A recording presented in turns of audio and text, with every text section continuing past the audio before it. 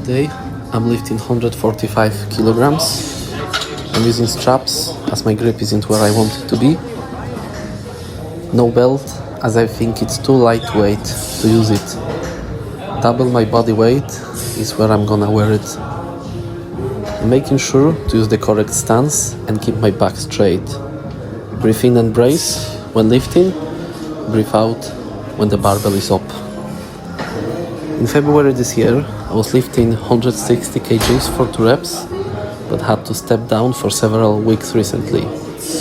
The plan is go back to 160 kilograms on 5 reps and finish this year with 180 kilograms.